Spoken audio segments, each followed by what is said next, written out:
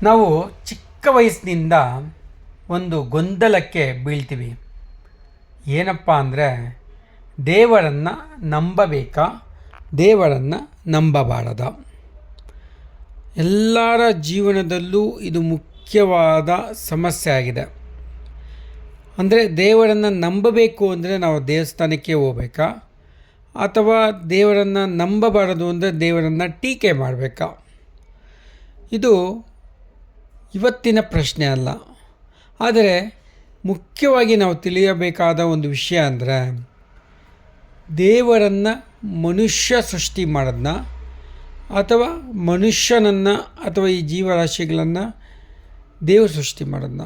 ಇದೊಂಥರ ಕೋಳಿ ಮತ್ತು ಮೊಟ್ಟೆಯ ಕಥೆ. ಕೋಳಿನ ಫಸ್ಟು ಸೃಷ್ಟಿ ಮಾಡಿದ್ದು ಮೊಟ್ಟೆನ, ಅಥವಾ ಮೊಟ್ಟೆಯಿಂದ ಕೋಳಿ ಬಂತ, ಕೋಳಿಯಿಂದ ಮೊಟ್ಟೆ ಬಂತ ಅನ್ನೋ ಅರ್ಥದಲ್ಲಿ, ಸಾಮಾನ್ಯ ಅರ್ಥದಲ್ಲಿ ಕೇಳ್ಬೋದಾಗಿದೆ. ಅಂದರೆ ಇಲ್ಲಿ ಮುಖ್ಯವಾಗಿ ನಾವು ತಿಳಿದುಕೊಳ್ಳಬೇಕಾದಂಥ ವಿಷಯ ಏನಂದರೆ, ನಾಸ್ತಿಕ ಮತ್ತು ಆಸ್ತಿಕ. ನಾನು ದೇವರನ್ನು ನಂಬಲ್ಲ ಅಂದರೆ ದೇವರನ್ನು ನಾನು ಬೈಬೋದಾ? ನಾನು ದೇವರನ್ನು ನಂಬಲ್ಲ ಅನ್ನೋ ಒಂದು ಕಾರಣಕ್ಕೆ ಇನ್ನೊಬ್ಬರ ನಂಬಿಕೆಯನ್ನು ನಾನು ಹಾಳು ಮಾಡ್ಬೋದಾ? ಅಂದರೆ ಇಲ್ಲಿ ಮುಖ್ಯವಾಗಿ ನಾವು ತಿಳಿದುಕೊಳ್ಳಬೇಕಾದಂತಹ ಒಂದು ಮುಖ್ಯವಾದಂಥ ವಿಷಯ ಏನಂದರೆ, ನಾವು ನಮಗೆ ನಂಬಿಕೆ ಇಲ್ಲ ಅಂದರೆ ಇನ್ನೊಬ್ಬರ ನಂಬಿಕೆಗೆ ನಾವು ಚ್ಯುತಿ ಬರುವ ಹಾಗೆ ನಡೆದುಕೊಳ್ಬೋದಾ? ಇವೆಲ್ಲ ಸಾಮಾನ್ಯವಾಗಿ ಪ್ರತಿಯೊಬ್ಬರ ಮನಸ್ಸಲ್ಲಿ ಬರುವಂಥ ಪ್ರಶ್ನೆಗಳು. ನಾವು ನಂಬ್ತಾ ಇದ್ದೀವಿ ಅಂತೇಳಿ ದೇವರನ್ನು, ಬೇರೆಯವ್ರು ನಂಬಲಿಲ್ಲ ಅಂದರೆ ಅವರಲ್ಲಿ ಭಯವನ್ನು ಹುಟ್ಟಿಸ್ಬೋದಾ? ದೇವರನ್ನು ನಂಬಲೇಬೇಕು ಅಂತೇಳಿ ಅವರಲ್ಲಿ ಮನಪರಿವರ್ತನೆ ಅಂದರೆ ಬ್ರೈನ್ ವಾಶ್ ಮಾಡ್ಬೋದಾ? ಈ ಪ್ರಶ್ನೆಗಳಿಗೆಲ್ಲ ಉತ್ತರವನ್ನು ಇವತ್ತು ಹುಡ್ಕೋಣ. ದೇವರು ಅನ್ನುವ ಕಲ್ಪನೆ ನನಗೆ ತಿಳಿದಿರುವ ಹಾಗೆ, ದೇವರು ಅನ್ನೋ ಕಲ್ಪನೆ ನನಗೆ ತಿಳಿದಿರುವ ಹಾಗೆ, ಅಥವಾ ನಾನು ಅಂದುಕೊಂಡ ಹಾಗೆ, ನಾವು ಮೊದಲು ಅರಣ್ಯದಲ್ಲಿ ವಾಸವಾಗಿದ್ವಿ. ಅಲ್ಲಿ ನಾವು ಗೆಡ್ಡೆಗಂಚು ಎಲ್ಲ ತಿಂತಾಯಿದ್ವಿ, ಕಾಡು ಪ್ರಾಣಿಗಳನ್ನು ತಿಂತಾಯಿದ್ವಿ, ವಲಸೆ ಹೋಗ್ತಾಯಿದ್ವಿ. ಇಷ್ಟೆಲ್ಲ ಆಗಬೇಕಾದ್ರೆ ಒಂದು ಅಲೆಮಾರಿ ಆಗಿದ್ದ ಮನುಷ್ಯ ಒಂದು ಕಡೆ ನೆಲೆ ನಿಂತ. ಅಲ್ಲಿ ಅವನಿಗೆ ಪ್ರಾಣಿಗಳ ಭಯ ಉಂಟಾಗಿರ್ಬೋದು. ಹಾಗಾಗಿ ಅವನು ಆ ಭಯವನ್ನು ಹೋಗಿಸೋಕೆ ದೇವರನ್ನು ಸೃಷ್ಟಿ ಮಾಡ್ಕೊಂಡಿರ್ಬೋದು. ಅಂದರೆ ಪ್ರಕೃತಿಯಲ್ಲಿ ದೇವರನ್ನು ಸೃಷ್ಟಿ ಮಾಡ್ಕೊಂಡಿರ್ಬೋದು. ನಂತರ ಅದಕ್ಕೆ ಪೂಜೆ, ಅಂದರೆ ಪ್ರತಿಯೊಬ್ಬರು ಪೂಜೆ ಮಾಡೋ ಥರ ಅವನ ಆದೇಶ ನೀಡಿರ್ಬೋದು. ಮತ್ತು ಧರ್ಮ, ಇಲ್ಲಿ ಧರ್ಮ ಅಂದರೆ ಒಂದು ಕಾನೂನು. ಅಂದರೆ ನಾವು ಹೀಗೇ ಬದುಕಬೇಕು, ಹೀಗೇ ಇರಬೇಕು, ಹೀಗೇ ಆಚರಣೆ ಮಾಡಬೇಕು ಅನ್ನೋದು ಮುಖ್ಯವಾಗಿರುತ್ತೆ. ಅಂದರೆ ಅಂದಿನ ಕಾಲಘಟ್ಟಕ್ಕೆ, ಅಂದಿನ ಪರಿಸರಕ್ಕೆ, ಅಂದಿನ ಒಂದು ಸಮಾಜಕ್ಕೆ ಒಂದು ಧರ್ಮವನ್ನು ಸೃಷ್ಟಿ ಮಾಡ್ಕೊತಾರೆ. ಅಂದರೆ ಕಾನೂನುಗಳನ್ನು ಪಾಲಿಸ್ತಾರೆ, ಸೃಷ್ಟಿ ಮಾಡ್ಕೊತಾರೆ. ಆ ಕಾನೂನುಗಳನ್ನು ಮೀರುವ ವ್ಯಕ್ತಿ ಇದ್ದೇ ಇರ್ತಾರೆ. ಎಲ್ಲ ಸಮಾಜದಲ್ಲೂ ಮನುಷ್ಯನ ಗುಣಗಳದು. ಒಂದು ಕಾನೂನು ಮಾಡಿದ್ರೆ ಇನ್ನೊಬ್ಬ ಮೀರ್ತಾನೆ. ಅಂದರೆ ಕೆಲವು ವ್ಯಕ್ತಿಗಳು ಆ ಕಾನೂನನ್ನು ಮೀರ್ತಾರೆ. ಅವ್ರಿಗೆ ಶಿಕ್ಷೆ ಏನು, ಅವರಿಗೆ ಪನಿಷ್ಮೆಂಟ್ ಏನು ಅನ್ನೋದಾದರೆ, ಆ ಒಂದು ದೇವರು ನಿಮಗೆ ಕೆಟ್ಟದ್ದನ್ನು ಮಾಡುತ್ತಾನೆ ಎನ್ನುವ ಒಂದು ಭಯ ಹುಟ್ಟಿಸುವುದು. ಅಂದರೆ ಮುಖ್ಯವಾದ ಉದ್ದೇಶ ಏನು ಅಂದರೆ, ದೇವರನ್ನು ನಾವು ಸೃಷ್ಟಿ ಮಾಡುವುದರ ಮೂಲಕ ಒಂದು ಧರ್ಮದ ಹಾದಿಯಲ್ಲಿ, ಅಂದರೆ ಒಂದು ಪ್ರಾಮಾಣಿಕವಾದಂಥ ಧರ್ಮದ ಹಾದಿಯಲ್ಲಿ ನಡೆಯುವಂಥ ಒಂದು ಕಾನೂನುಗಳನ್ನು ರೂಪಿಸೋದು. ನೀವು ಕೆಲವು ಕಾನೂನುಗಳ ಬಗ್ಗೆ ನಾವು ಇಲ್ಲಿ ಈಗಿನ ಸಮಾಜದಲ್ಲಿ ಟೀಕೆ ಮಾಡ್ತೀವಿ. ಆದರೆ ಅಂದಿನ ಕಾಲಘಟ್ಟಕ್ಕೆ ಆ ಕಾನೂನು ಎಲ್ಲರ ಒಪ್ಪಿತ ಕಾನೂನಾಗಿರುತ್ತೆ. ಈ ದಿನಕ್ಕೆ, ಈ ಜನಮಾನಸಕ್ಕೆ, ಈ ಒಂದು ಪ್ರಸ್ತುತ ಅದು ತನ್ನ ಮೌಲ್ಯವನ್ನು ಕಳೆದುಕೊಂಡಿರುತ್ತೆ. ಅಂದರೆ ಇಲ್ಲಿ ಮುಖ್ಯವಾದಂಥ ವಿಷಯ ಏನು ಅಂದರೆ,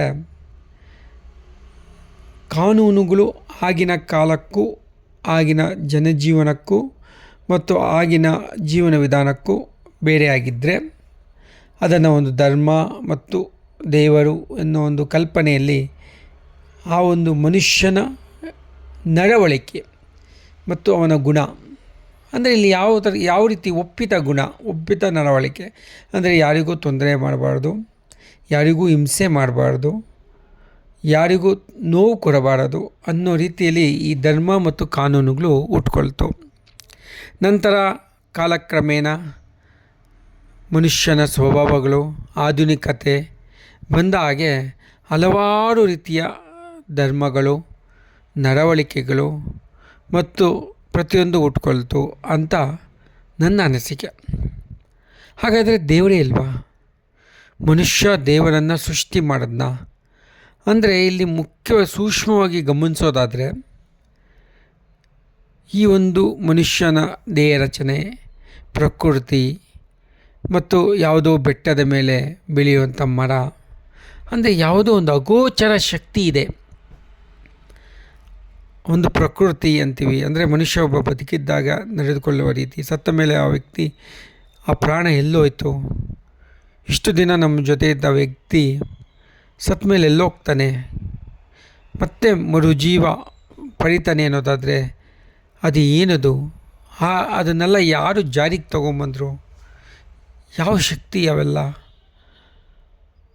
ಅನ್ನೋದಾದರೆ ಯಾವುದೋ ಒಂದು ನಮ್ಮ ಕಲ್ಪನೆಗೂ ನಿಲುಕದ ಒಂದು ಶಕ್ತಿ ಇದೆ ಅಂತ ಅನ್ನಿಸೋಕ್ಕೆ ಶುರುವಾಗುತ್ತೆ. ಅದೇ ದೇವರು ಅಷ್ಟೆ. ಅಂದರೆ ಈ ದೇವರು ಅನ್ನೋದು ನಮ್ಮ ಬದುಕಿಗೆ, ನಮ್ಮ ಜೀವನಕ್ಕೆ ಬೇಕಾ? ಸೂಕ್ಷ್ಮವಾಗಿ ನೋಡೋದಾದರೆ ನಮ್ಮ ಬದುಕಿಗೆ ದೇವರು ಬೇಕು ಅಂತ ನಾವು ಹೇಳೋದಾದರೆ ಯಾವ ಕಾರಣಕ್ಕೆ? ನಮ್ಮ ಬದುಕಿಗೆ ದೇವರು ಹಲವಾರು ಸಮಸ್ಯೆಗಳನ್ನು ಈಗಿನ ಆಧುನಿಕ ಜೀವನದಲ್ಲಿ ಅಥವಾ ಹಿಂದೆನೂ ಇರ್ಬೋದು, ಮನುಷ್ಯನ ಸ್ವಭಾವ ಗೊಂದಲಮಯ ಮತ್ತು ಸಂಕಷ್ಟ, ಎಲ್ಲರಿಗೂ ಕಷ್ಟಗಳಿರುತ್ತೆ, ಎಲ್ಲರಿಗೂ ಸಮಸ್ಯೆಗಳಿರುತ್ತೆ.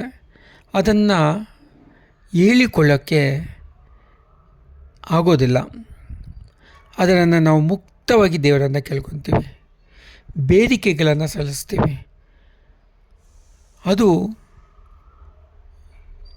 ತುಂಬ ಅಂದರೆ ಭಕ್ತಿಯಿಂದ ನಾವು ಕೇಳಿಕೊಂಡಾಗ ಅದರ ಫಲ ಸಿಗುತ್ತೆ.